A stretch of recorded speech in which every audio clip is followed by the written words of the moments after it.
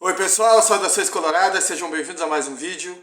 Vamos falar aqui de alguns movimentos que estão acontecendo, contratações do Inter, né? Vamos voltar a essa questão de analisar jogadores que estão chegando, confirmados, e analisar a característica desses jogadores, para ver ali qual a perspectiva, o que a gente pode esperar desses atletas aí que estão chegando. Um nome foi confirmado. Na verdade, dois nomes foram confirmados, mas eu vou falar mais de um deles, tá? Nesse vídeo, que é o Gabriel Barros, está confirmado. Jogador que era do Ituano de São Paulo, se destacou no Campeonato Paulista. É um atacante e meia que joga pelos lados do campo, preferencialmente. Embora já tenha jogado mais centralizado, ele é utilizado mais pelo lado, realmente, pela direita e pela esquerda. Ultimamente, no Ituano, tem sido utilizado mais na direita, tá? E isso bate com a questão do Maurício? Sim, sim, porque o Maurício, o Red Bull Bragantino voltou à carga, que é o Maurício. A proposta parece que subiu um pouquinho, está ali entre 11 milhões de euros e o Inter deve fechar. Tá? Eu acho que o Inter não vai resistir a essa proposta. Não que não vale a pena segurar o Maurício, não é isso. O Maurício é um titular, um jogador que já tem bagagem no time titular, sabe o que o Mano quer, ou seja, perder o Maurício é uma perda. É uma perda, é um jogador que a gente sabe que ele pode destruir no jogo, pode fazer um baita jogo, receber uma nota 10, mas no outro jogo a gente sabe que ele pode jogar a nota 5. Né? Ele pode simplesmente sumir. Ele é aquele desempenho assim, né? Altos e baixos, né? Um jogador que pode, a gente sabe que tem qualidade, pode jogar muito, mas de repente, né, pode sumir.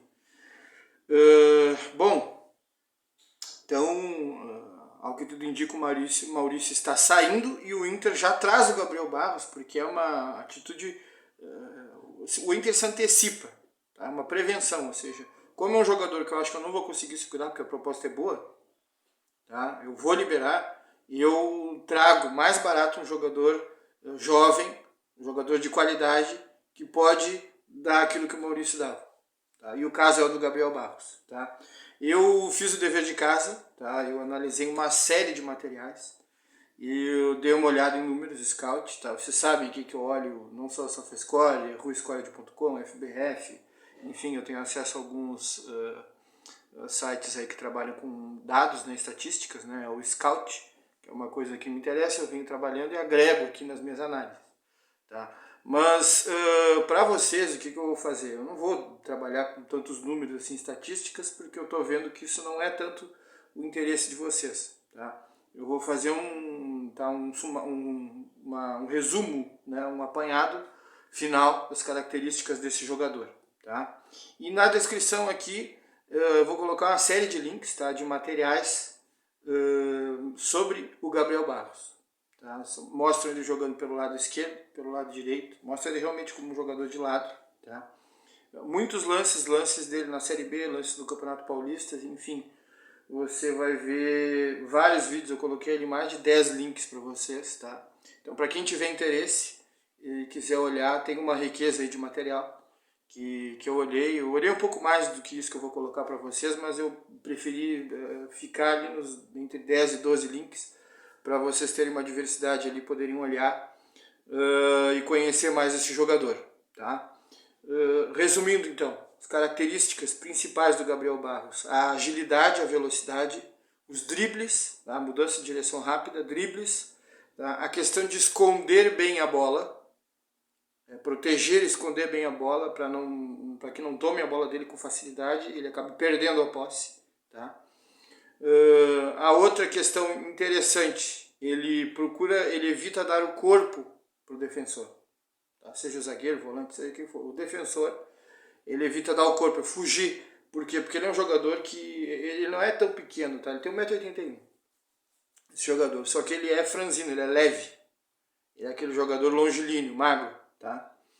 E ectomorfo, aquele jogador que para ganhar peso é difícil, né? Você pode malhar, pode dar comida para ele, que é difícil ele ganhar peso. Ele realmente, você olha, ele é bem magrinho, tá? Então, um jogador com esse tipo de corpo, se ele não foge constantemente, né? Se ele não domina a bola fugindo já do jogador, se ele não se esquiva rapidamente, o jogador adversário acaba achando o corpo dele, derruba e sai com a bola, e às vezes o juiz não dá falta e segue o jogo, tá? Então é um problema se ele não aprender a desviar, a se esquivar dos jogadores. E ele faz isso muito bem. Tá? Está muito claro nos vídeos aí para mim. A proteção, esquiva, dribles e joga como se fosse um construtor ali pelo lado direito do campo, pelo lado esquerdo também, mas tem jogado ultimamente mais pelo lado direito. E é um jogador que busca a jogada facão e busca também a linha de fundo. Tá? Busca também a linha de fundo. Com a perna direita ele faz alguns passes, alguns cruzamentos, ultimamente tem feito isso. Tá?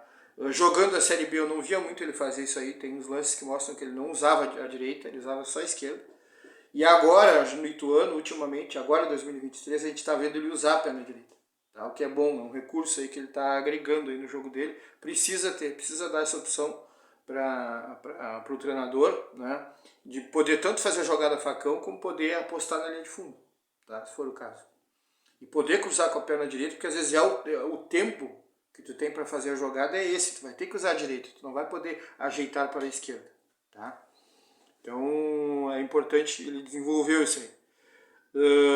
Ele é um jogador que mais dá assistência e constrói do que faz gols. Tá? Na finalização acho que é um ponto a melhorar ele realmente a finalização. É um jogador jovem de 21 anos, tá? Dá para lapidar ainda.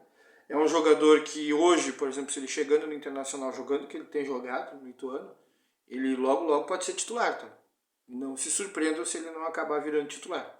Tá? Acho que nesse momento a questão do Pedro Henrique, uma questão de hierarquia, sai o Maurício e entra o Pedro Henrique. Tá? E aí o Inter vai ter que ajeitar esse sistema aí. Não sei se vai ser o Bustos de lateral, se o Bustos vai ficar mais contido, né? Se o Bustos não vai jogar diferente, ou se vai entrar o Mário Fernandes ali. Né? O Mário Fernandes está se recuperando de um problema, de uma lesão. O Igor Gomes também. Tá? Nós temos uma dúvida na lateral esquerda para o jogo contra o CSA. Mas pode ter uma mudança aí, não só, ou seja, o Pedro Henrique entrando no time e mais uma mudança para que essa entrada do Pedro Henrique se sustente. Quem sabe mudança até no meio campo, né? Um meio campo mais marcador, para que o Pedro Henrique entre, ou seja, você usa um lateral direito mais conservador, mais forte fisicamente do lado direito, dá uma mexida no meio campo e bota o Pedro Henrique para jogar. Então as circunstâncias podem levar o Mano a colocar um time assim, que na verdade é o que nós gostaríamos de ver, né? O Pedro Henrique jogando junto com o Wanderson e um centroavante, tá? Mas não se surpreendam, porque o Mano gosta dessa mecânica, que eu já falei para vocês como é que é, né? Essa mecânica do Mano Menezes, preferiu usar um meia, um jogador que faz facão, faz jogada como meia esquerda, pelo lado direito, né? Substituindo o Maurício. Então, para substituir o Maurício, ele tem um jogador que faz esse papel. Ele tem, que é o Gabriel Barros. Então, o Gabriel Barros, aí, com o passar do tempo, em pouco tempo, ele pode acabar jogando como titular do Internacional. Tá? Isso pode acontecer. Não duvidem dessa possibilidade. Sobre a qualidade técnica do jogador, eu gostei muito. Gostei muito, achei muito interessante. Ele se destacou no Campeonato Paulista, que é um campeonato difícil. É um campeonato com um grau técnico aí, maior do que os outros regionais, do que os outros estaduais que existem no país. Então ele se destacar por lá é bom. Só que ele já era destaque antes. Tá? E o outro aspecto que deve ser considerado, tá? Que é um aspecto positivo, é o seguinte: vários clubes estavam interessados nesse jogador. Tá?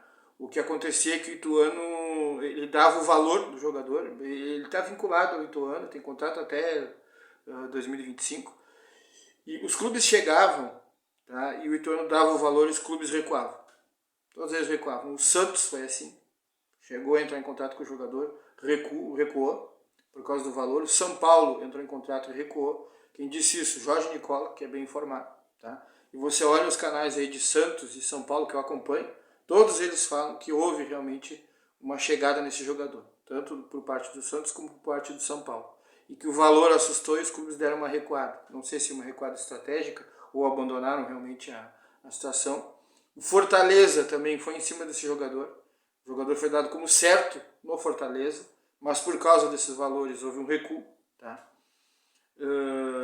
Dado pelo jornalista Josa Novales, tá? Que eu gosto muito de assistir, não só traz as informações, como faz análise também sobre futebol, gosto da visão dele. E além de então, Santos, São Paulo, Fortaleza, o Botafogo, o jogador foi dado como certo no Botafogo, tá? Além do Botafogo, teve o Vasco, vocês vão ver ali canais ligados ao Vasco falando muito desse jogador. Tá? Então 5 clubes interessados, ou seja, houve uma disputa por esse jogador e o Inter acabou ganhando a disputa.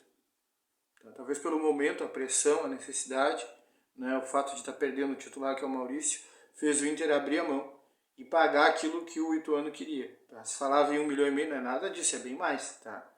O valor oscila entre 3 milhões, 3 milhões e meio a 4 milhões por esse jogador.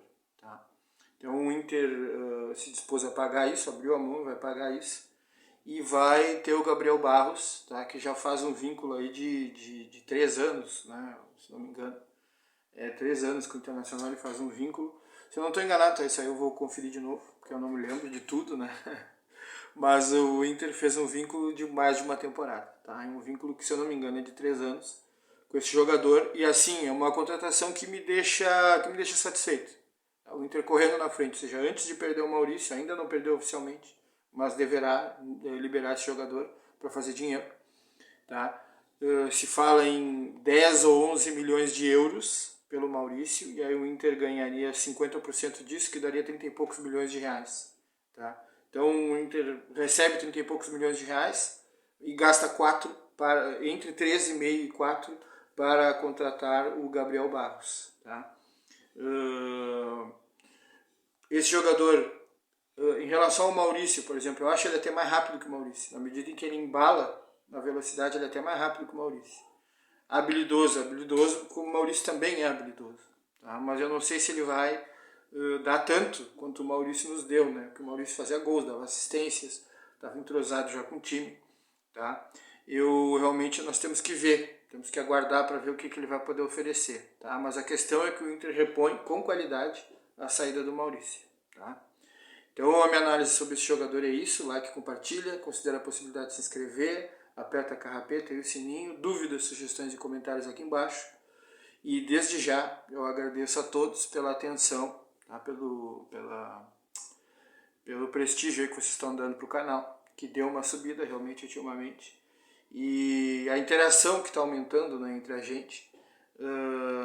Então desde já eu agradeço a todos vocês, até a próxima.